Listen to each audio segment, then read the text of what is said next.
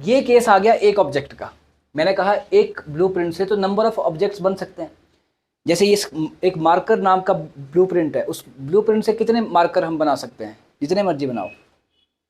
ऐसे स्टूडेंट, एक मैथ एक सिंपल एक ब्लूप्रिंट है, एक क्लास है, इससे हम जितने मर्जी ऑब्जेक्ट्स बना सकते हैं। अभी कितने बनाए हैं, सिर्फ एक बनाया है। दूसरा बनाना होगा, जैसे हमने के ले लिया मैथ, एक बार ले लिया, इसको रेफरेंस दे दिया m1 और एक ले लिया m2 is equal to math. Math is equal to m1, math is equal to m2।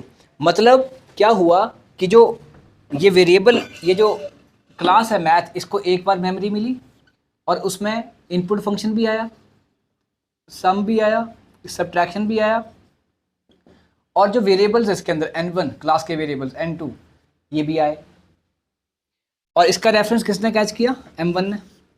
एक और बना, जब द्वारा लिखा गया मैथ यहाँ पर, तो एक और ऑब्जेक्ट बना, उसके अंदर भी इनपुट फंक्शन आया, उसके अंदर भी सम आया, उसके अंदर भी सब आया, उसके अंदर भी n1 आया, उसके अंदर भी n2 आया।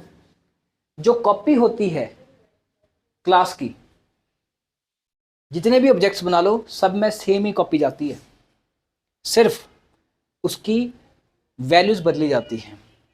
कॉपी मतलब कि हम सभी में सेम प्रॉपर्टीज हैं, हाइट सभी के अंदर है, सभी के अंदर हाइट है, पर बात बदला कहाँ, उसकी वैल्यूज, किसकी जो हाइट है वो कितनी है और किसी की जो है कितनी है, वो बदल जाएंगी, वैल्यूज बदल जाएंगी, बट हाइट प्रॉपर्टी सबकी सेम रहेगी।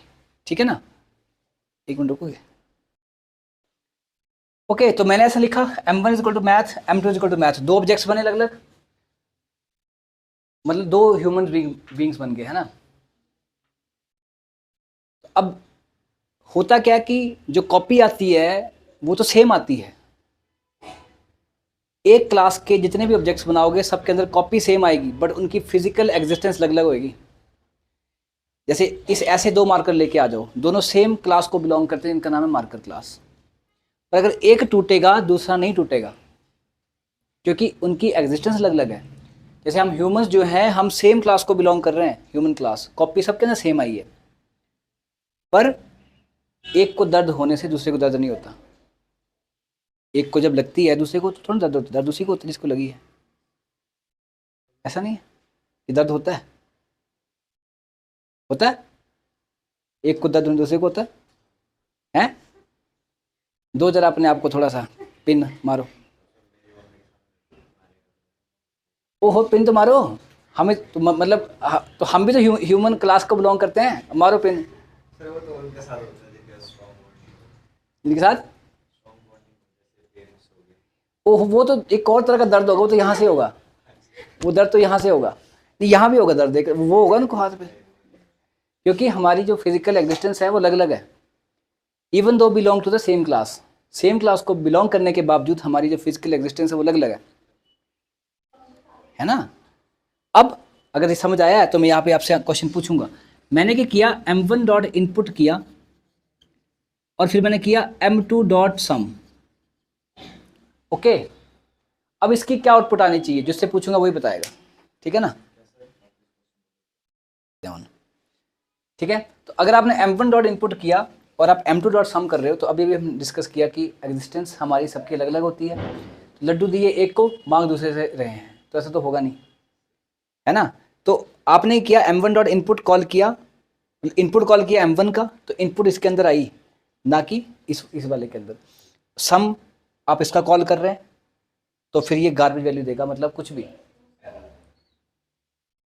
ये बने हैं वेरिएबल्स, ऐसा नहीं कि नहीं बने हैं, ये बने हैं वेरिएबल्स, तो एक गार्बेज वैल्यू थी। गार्बेज मतलब जो कोई वैल्यू अगर असाइन ना करें तो किसी भी वेरिएबल की एक बाय डिफॉल्ट वैल्यू होती है।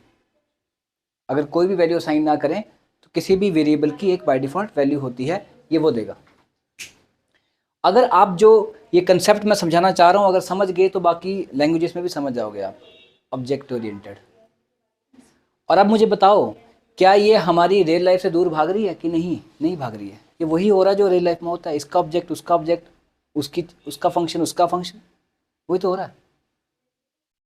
And it is what, object oriented. इससे फायदा क्या हुआ कि आज जो आपके फंक्शंस पड़े हैं, इनपुट सम सब्ट्रैक्शन, ये ओपनली नहीं पड़े, ये किसी क्लास के अंदर है, क्लास मैथ के अंदर है ये। तो इनको पता कि ये फंक्शन जो है वो मैथ के ब्लूप्रिंट का है। अगर मैं ये ऊपर से हटा दूं तो ये सारे फंक्शन जो हैं, तीनों के तीनों फंक्शन, ये ओपन हो जाएंगे, ये किसी के नहीं गिने जाएंगे फिर। और ऐसा रियल लाइफ में कभी होता नहीं है कि कोई भी फंक्शन जो है वो किसी ना किसी ब्लूप्रिंट को या क्लास को बिलोंग करता है। कोई ऐसा फंक्शन तो है नहीं। अगर वॉक फंक्शन की बात करें तो वॉक फंक्शन किसका? ह्यूमन का वॉक। ये ऐसा तो है नहीं कि वॉक बस ऐसे ही है। तो ये है आपका ऑब्जेक्ट ओरिएंटेड। तो अब मुझे यहाँ पे क्या करना पड़ेगा? m1.sum, तो वो आ जाएगा। ऐसे ही अगर मैं m2 इनपुट करूंगा और m2.sum करूंगा तो वो भी आ जाएगा, है ना। सब्ट्रैक्शन केस में वही है। So this is basically what now we have created two objects. We can create as many as objects of a particular class. Class एक ही रहेगी। अब फायदा क्या हुआ कि जब इसका एक ऑब्जेक्ट बना तो उसके अंदर भी ये सारी चीज़ें आ गई इंप्लीमेंट होकर के, और जब दूसरा बना तो उसके अंदर भी सारी चीज़ें आ गई इंप्लीमेंट होकर के। तो इसका मतलब पूरे वर्ल्ड में ह्यूमन क्लास एक ही है। एक क्लास है सिर्फ एक बार, एक ब्लूप्रिंट है उसका। पूरे जितने भी billions of people on the earth हैं उन सबका जो बेसिक ब्लूप्रिंट है वो सबका एक है। हम सभी उसी ब्लूप्रिंट के ऑब्जेक्ट्स हैं। और इस वक्त ह्यूमन के साथ साथ आप you are following one more blueprint and that is what student blueprint. इस वक्त आपके अंदर वो वाला ब्लूप्रिंट आ चुका है और मेरे अंदर दूसरा आ चुका है, गेटिंग, सिखाने वाले का। तो ये है सब कुछ। So if the deep you will think, the deep you will understand. इसे डीप लर्निंग कहते हैं। And with the deep learning you will get the refined data, जो कि आजकल मशीन लर्निंग में सिखाया जा रहा है।